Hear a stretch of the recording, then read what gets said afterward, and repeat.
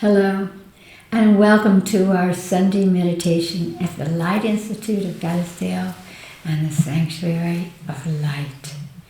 For those of you who have not joined us before, there is a special way that we do our meditation. We divide it into 3 parts. In the first part, we shift our sense of self and all of the internal and external shadow that's going on in our daily lives by asking our higher selves to take a form for us, connecting and sitting in meditation as our higher selves. The higher self is your intuitive soul self. It is your own inner voice. And so it could take the form as a light, a being, anything. I'll draw it in, and then I'll make a little sound, so that you can push the pause button on your computer so that you sit in meditation for as long as you like. And then in this second part, we draw white light from the cosmos down through the top of our heads, down into our solar plexus. That is the seat of our emotional body. And we just continue to draw the white light down and then laser it out across the planet, back into the sky, off to the cosmos, and again drawing it down. So we complete this continual flowing of white light through us and out from us. This helps to extend our auric field, amplify our presence, and it really touches a place in us that's called purpose. And then in the third part of the meditation, people will suggest something each week, and we extend our consciousness out to a place or situation that needs our support. And thereby we are activating that purpose in life, that it is global, that it is universal, that is an effortless gift of our embodiment to extend energy, beautiful energy into the world. This week it will be about the Tokyo Olympics, the struggle that is happening there now, the template that these young people pose and show us of the beauty and the magic of our bodies. And we'll send light to them so that it could be easier for them and they could be protected, and to all of Tokyo as well, for hosting this so important global arena of human capacities and potentials. We'll begin with our breath. Close your eyes and breathe in through your nose slowly. And now exhale even more slowly through your mouth. When we exhale, it slows the brain into alpha, into the meditative state of expanded consciousness. Once again, breathe in through your nose. Exhale slowly.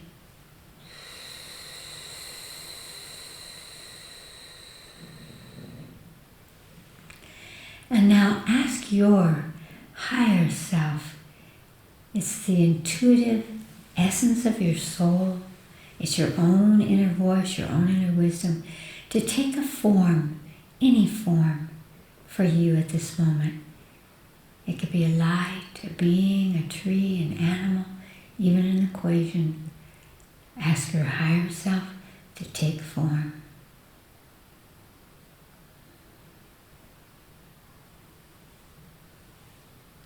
And now, ask your higher self to touch your body, where you hold your own divine source, your own divine essence, those energies, those universal cosmic energies in you.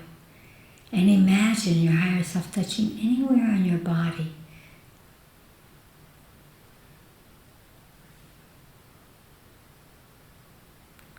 And breathe in through that place where your higher self has touched you. And as you breathe in, feel as if the touch of your higher self is penetrating, is entering you, is quickening you. And now draw your higher self into your body. Just imagine that it comes in through that point of your spiritual source and sit in meditation.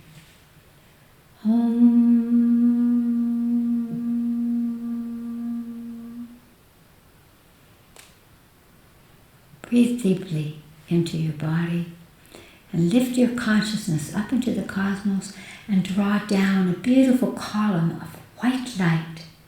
Feel it penetrate the top of your head and move down into your stomach, your solar plexus, and from there laser that white light out from you, across the planet, back into the sky, and home to the cosmos, and draw it down again. And just continue that process of drawing the white light down, extending it out, and continue that so that there's an unending flow of light through you, quickening you and extending from you out, amplifying your presence and your purpose. Om.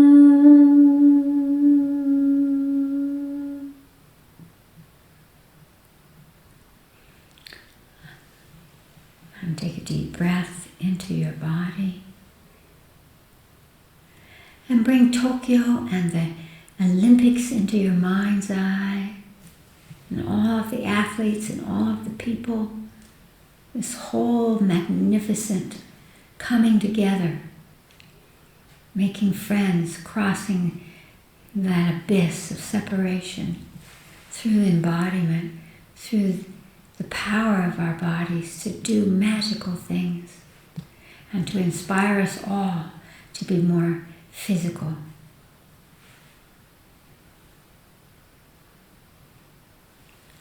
And now ask these Olympics and these athletes in Tokyo what frequency of light they need from you, what color they need from you to come into perfect balance, to make things easy, to protect their health and their bodies.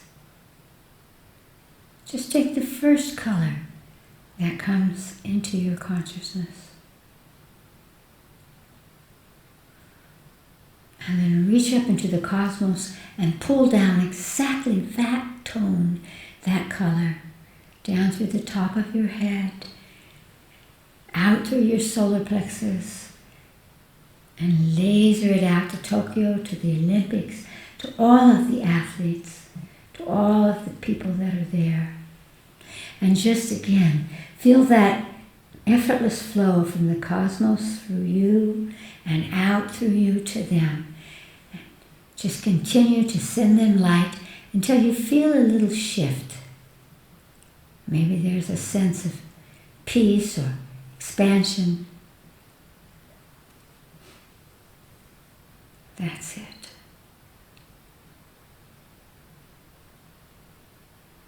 And take a deep breath into your body and open your eyes. I know that it's wonderful for all of us to do this. And as we do this, it does travel across the ethers and make a difference.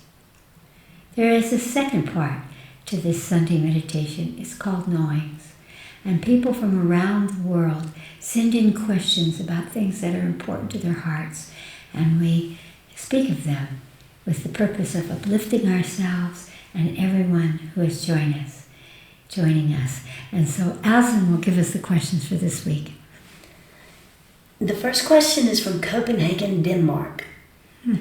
Dear Chris, a few months ago my lovely wife of 52 years died.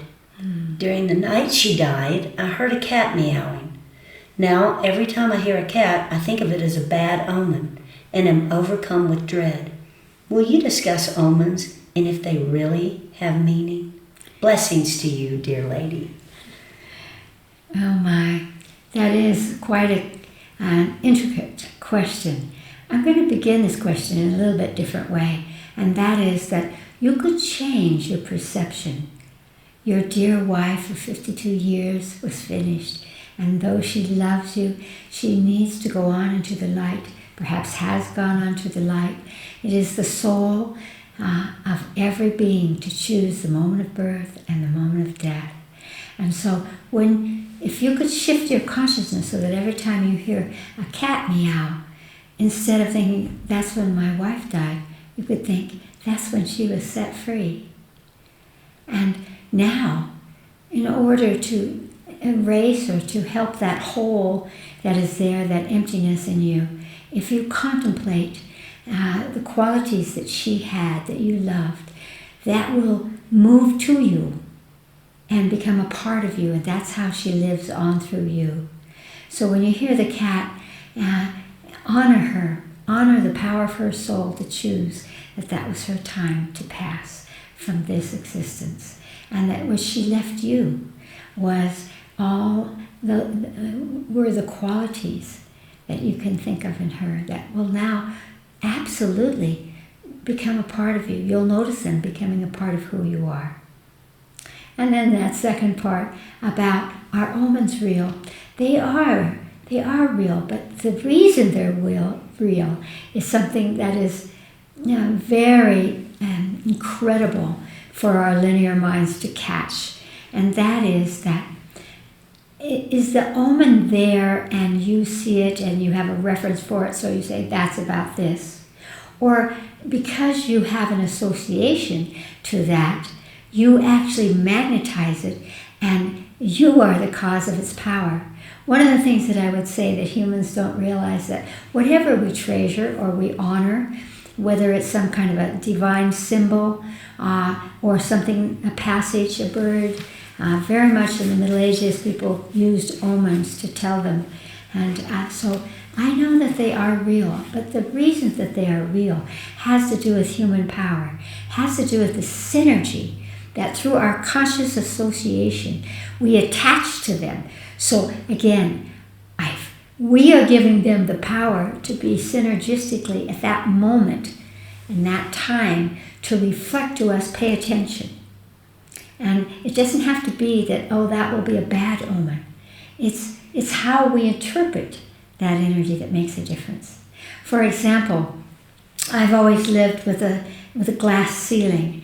And so when I would lay down in bed, and I love to go to bed because it's my time, and I would be thinking a thought, maybe something that inspires me, and suddenly I could see a shooting star.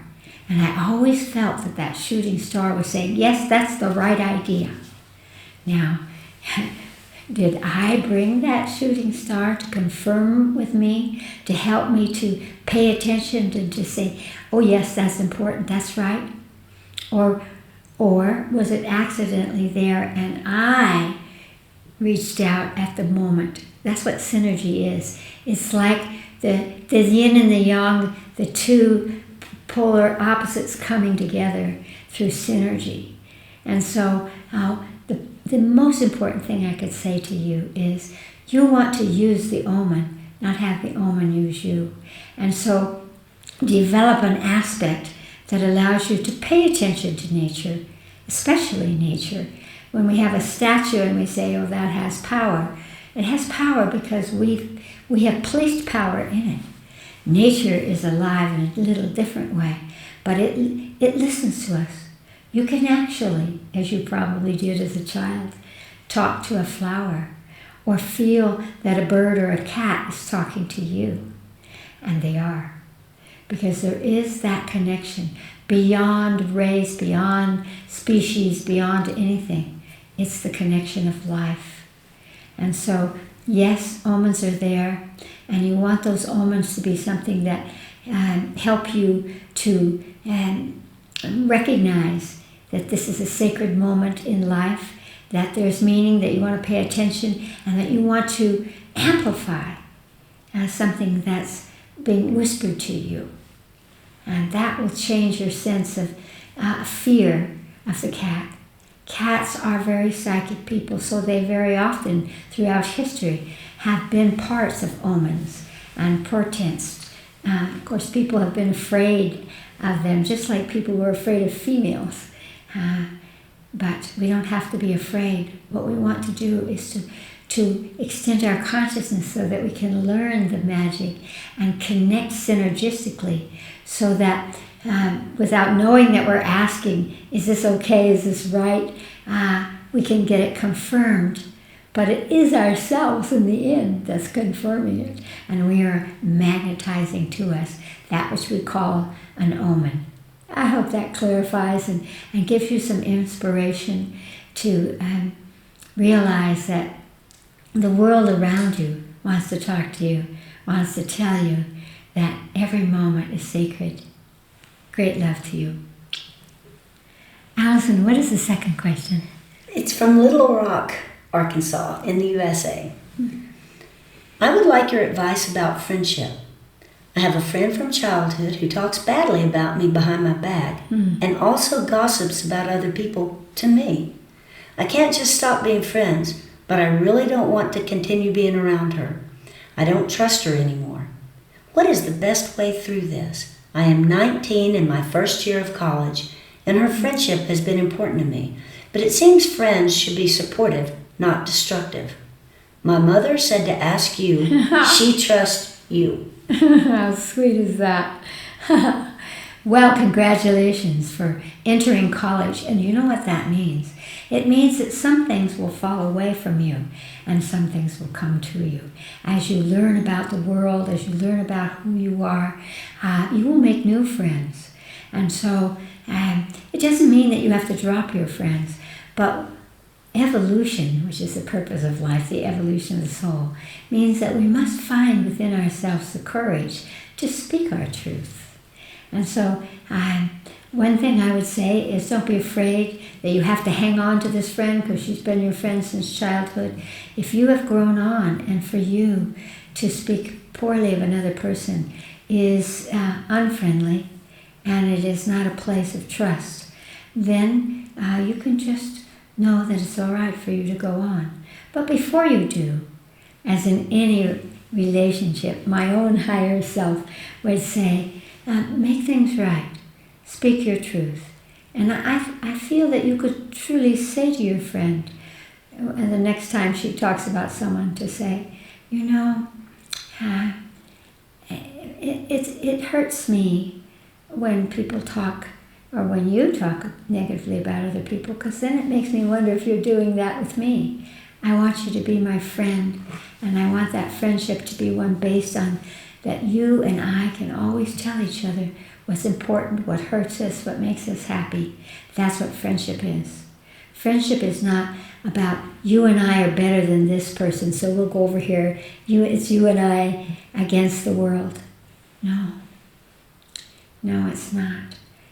So I would definitely speak with all your heart to your friend and say, we don't need to do that. I cannot join you in that. And so let our friendship go to the next level. But don't worry about that.